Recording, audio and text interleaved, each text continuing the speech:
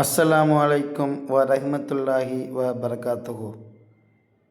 இஸ்லாம் மனித வாழ்க்கையை அழகாக வழிநடத்தும் ஒரு மார்க்கமாகும். நபி ஸல்லல்லாஹு அலைஹி வஸல்லம் அவர்களின் ஹதீஸ்கள் ஒரு முஸ்லிம் எவ்வாறு வாழ வேண்டும் என்பதை தெளிவாக கற்றுத்தருகின்றன. முதலில் நல்ல குணம் மிகவும் முக்கியம்.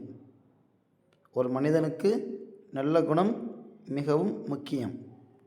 நபி ஸல்லல்லாஹு அலைஹி வஸல்லம் அவர்கள் கூறினார்கள், உங்களில் சிறந்தவர் நல்ல ஒழுக்கம் கொண்டவரே.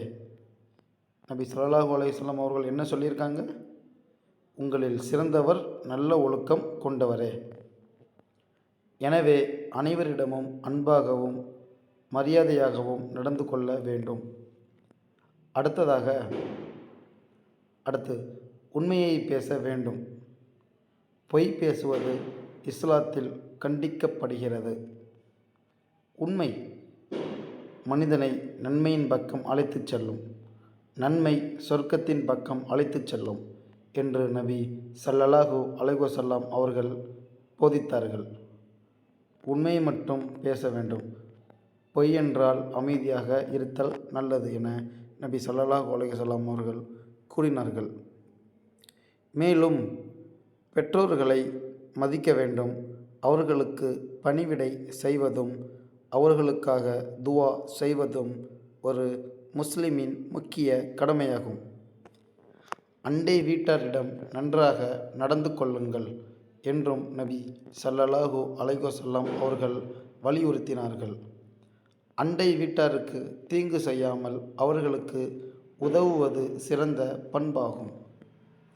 அதேபோல் ஏழை எளியவர்களுக்கு உதவுதல், தானம் செய்தல், உறவுகளை பேணுதல் ஆகியவை அல்லாஹ்வுக்கு மிகவும் பிடித்த செயல்களாகும்.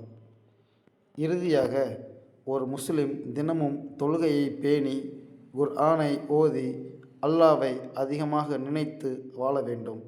இவ்வாறு வாழ்பவருக்கு இம்மையிலும் மறுமையிலும் வெற்றி உண்டு. அல்லாஹ் நம்மை நபி ஸல்லல்லாஹு அலைஹி வஸல்லம் அவர்களின் சுன்னாவை பின்பற்றி வாழக்கூடியவர்களாக ஆக்குவானாக. ஆமீன். அஸ்ஸலாமு அலைக்கும் ரஹ்மத்துல்லாஹி பரகாத்துஹு.